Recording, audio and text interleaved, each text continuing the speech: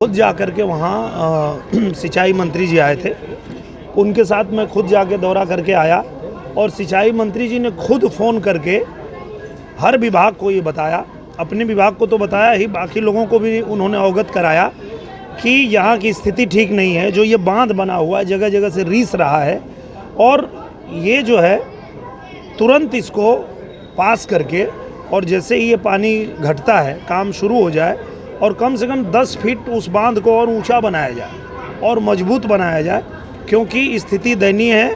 ये बात खुद मंत्री जी ने फ़ोन करके सबको बताया।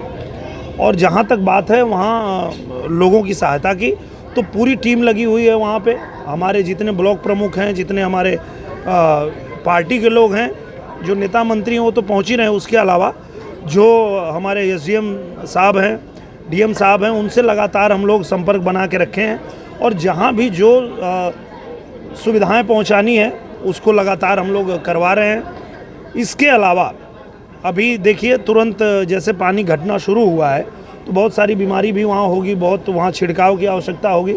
तो हमने सीएमओ सर को भी ये बात कह दिया है कि वहाँ जो है पूरी व्यवस्था रखें ताकि पानी घटने लगे तो वहाँ अच्छे से छिड़काव हो सके।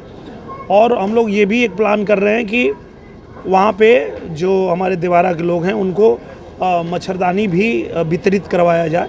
एक नई टेक्निक की मच्छरदानी आई है जिसमें मच्छरदानी से टच होते ही मच्छर मर जाते हैं, तो वो भी एक हम लोग वहाँ पे करने वाले हैं। इसके अलावा जहाँ जहाँ हम लोगों को मिला था कि यहाँ पुल की आवश्यकता है, हमने वो सब लिख करके मुख्यमंत्री जी को दे दिया था, त्वरित योजना में दिया है। आप देखेंगे जैसे बारिश ख़त्म होगी वो पुल भी बनने शुरू हो जाएंगे।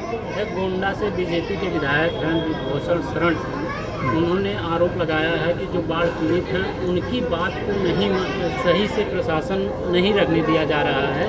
तो क्या आप मानते हैं कि आजमगढ़ प्रशासन भी इसमें सही से बात नहीं बाढ़ पीड़ित? आजमगढ़ प्रशासन को रखना ही पड़ेगा, क्योंकि देखिए हम लोगों को अगर जनता ने अपना प्रतिनिधि चुना है और हम जनता के बीच में जा रहे हैं तो जनता को जो समस्या है वो हम भी तो जनता की समस्या उनसे बता रहे हैं। लगातार सिर्फ उनको नहीं बता रहे हैं, हम लगातार पूजनीय महाराज जी को भी बता रहे हैं कि यहाँ क्या स्थिति है। तो उनको अगर यहाँ जो लोग हैं वो नहीं सुनेंगे तो उनको आएगा आदेश, तुरंत पूजनीय महाराज जी का आदेश आएगा, तुरंत करेंगे वो। क्योंकि ऐसा नहीं है कि यहाँ कोई उनको जो लोग बाढ़ से ग्रसित हैं उनकी खबर लेने वाला कोई नहीं है कि ये लोग अपनी मनमानी कर लेंगे, ऐसा नहीं हो पाएगा।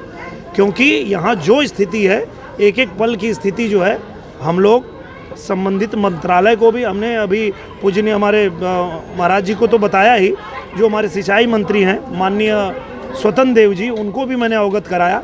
वो भी आने वाले हैं, वो भी आकर के और देवारा के लिए बहुत बड़ी घोषणा करने वाले हैं। तो हम लोग लगातार संपर्क में बने हुए हैं और यहाँ किसी की कोई मनमानी नहीं चलेगी। उसके लिए निश्चिंत रहिए, जिसका जो हक है, जिसका घर गिरा है उसको घर भी बना के देना है। और जो जिनका नुकसान हुआ है, हम लोगों ने लेखपाल को भी ये बात कह दिया है कि आप सबका जो नुकसान हो रहा है वो सब लिख करके और प्रशासन को मुहैया कराइए ताकि उनको सुविधा मिल सके। समाजवादी पार्टी ने आरोप लगाया है कि यहाँ का जो जिला प्रशासन है वो पूरी तरह नाकाम है और मंत्री और सांसद सिर्फ और सिर्फ केवल पर्यटक स्थल बनाए हैं, वो केवल जा रहे हैं और घूम के आ रहे हैं। इस पर क्या बाढ़ क्षेत्र? जी, अगर समाजवादी पार्टी के लोग अपने दामन में झांकते तो उनको पता चलता कि 10-10 विधायक आपके हैं और इतने साल से आप लोग यहाँ आजमगढ़ में थे, क्या रहे थे आप? क्यों वो बांध रीस रहा है, किसके वजह से रीस रहा है, क्या कर रहे थे आप?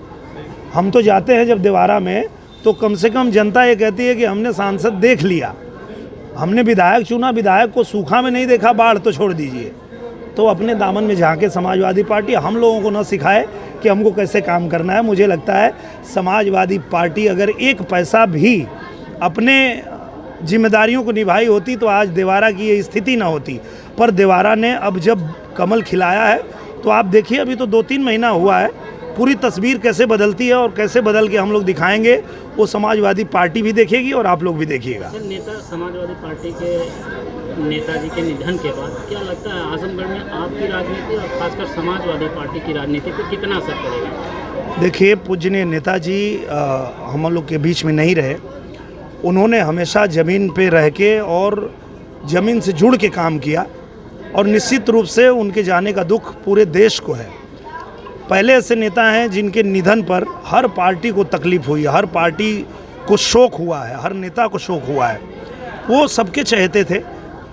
अब उनके जाने से इसको राजनीति से जोड़ने की आवश्यकता नहीं है। मुझे लगता है कि उनका आदर सब लोग करते हैं और करते रहेंगे। तो क्या लगता है नेताजी के निधन के बाद शिवपाल जी अखिलेश के साथ हैं? अब वो दोनों बताएंगे, ये हम कैसे बताएं। आज कांग्रेस अध्यक्ष के लिए मतदान हुआ है, क्या लगता है गांधी परिवार फिर से कठपुतली बनेगा या फिर कोई नया अध्यक्ष अब कांग्रेस परिवार? अब वो तो उनके ऊपर डिपेंड करता है कि वो लोग अपना भविष्य कैसा चाहते हैं, क्योंकि उनका भविष्य गर्त में इसीलिए है कि वो परिवारवाद करते हैं। लोकतंत्र में हर किसी को हक मिलना चाहिए, वो हक देते नहीं हैं, घर में ही सारा चीज़ रखना चाहते हैं, इसलिए उनकी दुर्दशा हुई है।